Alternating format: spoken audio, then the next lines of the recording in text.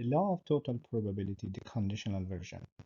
The law of total probability states that probability of event A can be found using this formula. The joint probability of A and different partitions of B that are mutually exclusive and collectively exhaustive. If we sum up on those partitions, the probability of A is equal to the summation of probability of A and different partitions of BI.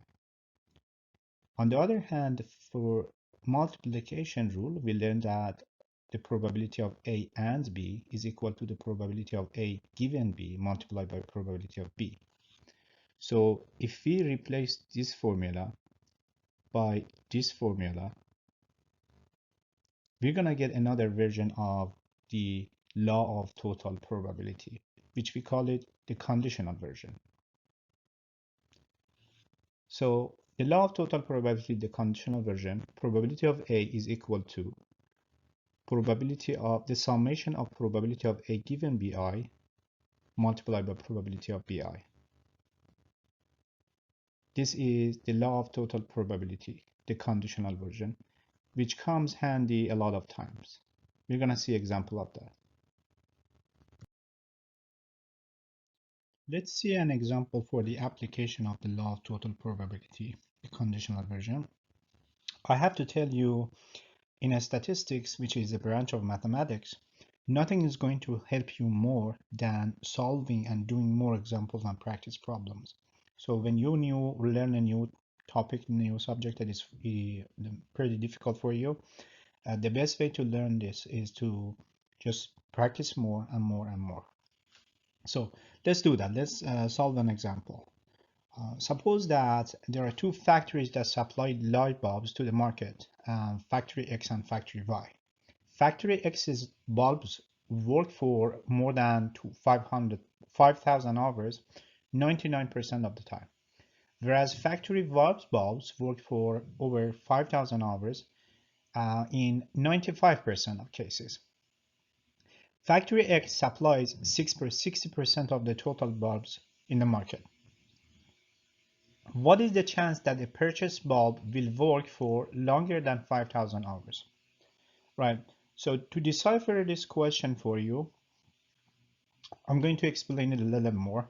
So we have two factories that supply bulbs to the market, factory X and factory Y.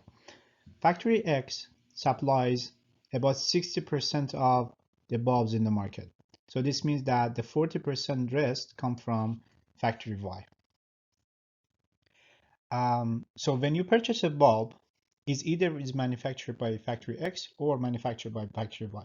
Suppose that you purchase a bulb from the market and its tag were actually broken, so you couldn't see which was the manufacturer. Was it manufacturer X or manufacturer Y? So you don't know which was the manufacturer. And what you want to do is you want to find the probability that the bulb that you purchased would last longer than 5,000 hours. If you knew the bulb was manufactured by X, then the probability of that last longer than 5,000 hours would be 90%, 99%. If you knew that the bulb was actually manufactured by factory Y, then the probability of that bulb lasting longer than 5,000 hours would be 95%. But you don't know who was the manufacturer, and that's the issue here. So how should we solve this problem? As you see here, we cannot directly solve this problem. We cannot solve the problem of what is the probability of the bulb last longer than 5,000 hours. Okay? We cannot directly solve this because we don't know who's the manufacturer. So, but what comes here actually really helpful is the total law of probability, the conditional version, because it's going to break it down on the sample space based on the manufacturer. So let's do that. Let's break this down on the manufacturer side. We're going to define A as the event that a bulb that you purchased will work for longer than 5,000 hours. You want to find this probability, the probability of A. And we're going to break this probability, the sample space, down to the manufacturer. X is the event that bulb was manufactured by factory X, and Y is the event that the bulb was manufactured by factory Y. So to find the probability of A, now you can use the law of total probability. The probability of A is equal to the probability of A given that the bulb was manufactured by factory X multiplied by the probability that it was manufactured by factory X, plus the probability that the bulb would last longer than 5,000 hours given that it was manufactured by factory Y, multiplied by the probability that the bulb was manufactured by factory Y. Interestingly, now we broke this data, this sample space by manufacturer, we actually have the data. For example, the probability that the bulb lasts longer than 5,000 hours, knowing that the bulb was manufactured by factory X, is actually 99%.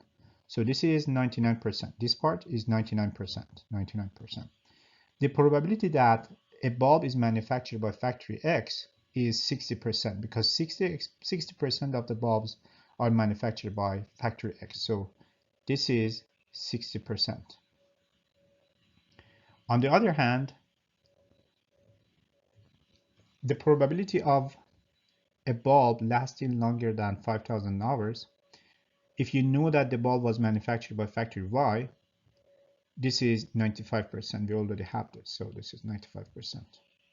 And factory Y produces 40% of the bulbs in the market. So we have all this data, we can plug them in and use them. And the answer would be 0.974. So the probability that you purchase a bulb and you don't know who's the manufacturer, the probability that it would last longer than 5,000 hours is about 97%. So there it is. Here is a good example of how to use the law of total probability, the conditional version, which is really helpful here because otherwise we wouldn't be able to find the probability.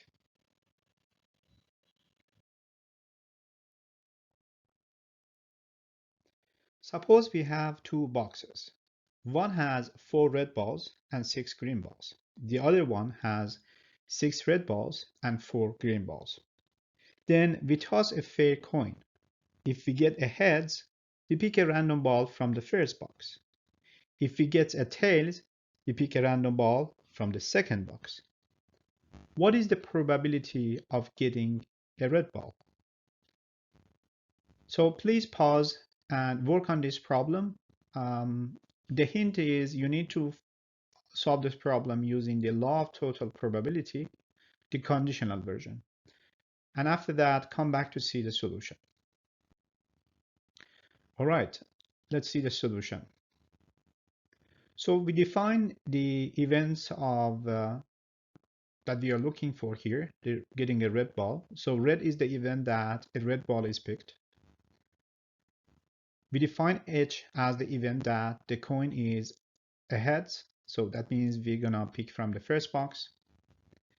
And T is the event that the coin is a tail, meaning we're gonna pick from the second box. Using the law of total probability, we can write the probability of getting a red and break it down to the outcome of the coin tossing, whether it's a heads or it's a tails. Let's write the formula. Probability of getting a red is equal to the probability of getting a red given that the coin tossing landed on a heads multiplied by the probability of getting a heads plus the probability of picking red balls given that the coin has been landed on a tails multiplied by the probability that we get a tails when we toss a coin. All right, so let's now go to the first part here to compute this first part. Probability of getting a red given that it hands out a head. So we had a head, that means that we're going to pick from the first box. What is the probability of getting a red balls if we pick randomly from this box? So we have 4 red balls and 6 green balls, a total of 10 balls. So the probability would be 4 out of 10. 4 out of 10. Multiply by the probability of getting a heads. So since heads and tails have similar probability, it's going to be half, 1/2. Right. Next part, plus the probability of getting a red given that we have got a tail. So now we have a tails, meaning we are going to pick a random ball from the second box. What is the probability of getting a red? So we have 6 red balls and 10 balls in total. So the probability would be 6 out of 10. The probability of getting tails is half again. So when we multiply these together and then add them up, we're going to get the probability. The probability of getting a red is 1/2 or 50%.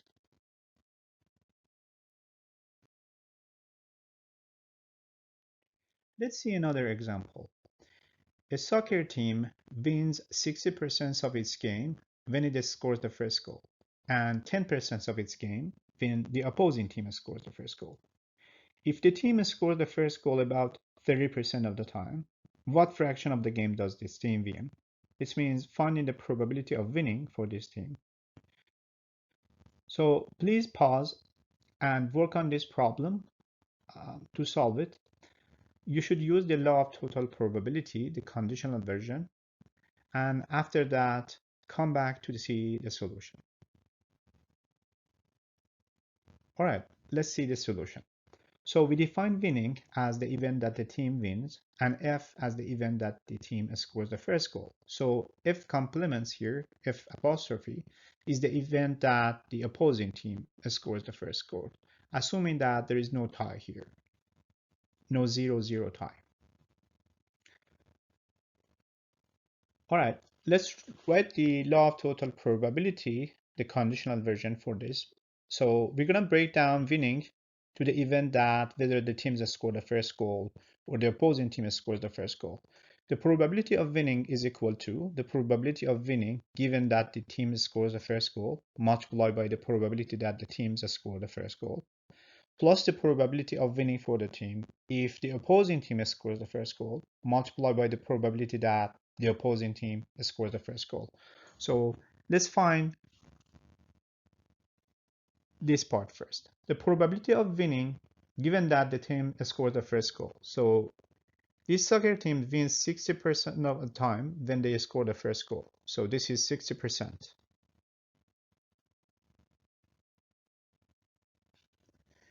What is the probability that they score the first goal? 30% of the time they score the first goal. So this is multiplied by 30%.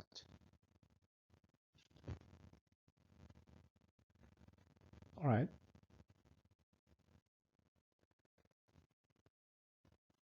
All right.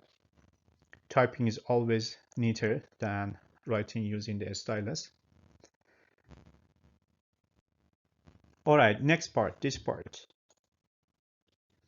What is the probability of winning given that the opposing team scored the first goal? So 10% of the time when the opposing teams score the first goal, the team is going to intervene. So this is 10%. What is the probability that the opposing team scores the first goal? So if the teams score the first goal 30% of the time, and we don't have any 0-0 tie, that means that 70% of the time the opposing team scores the first goal. So this is 70% of the time. All right. So if we multiply this and sum them up, it's going to be 18% plus 7%, and that's a total of 25%. So the probability for this team to win, the chance is 25%.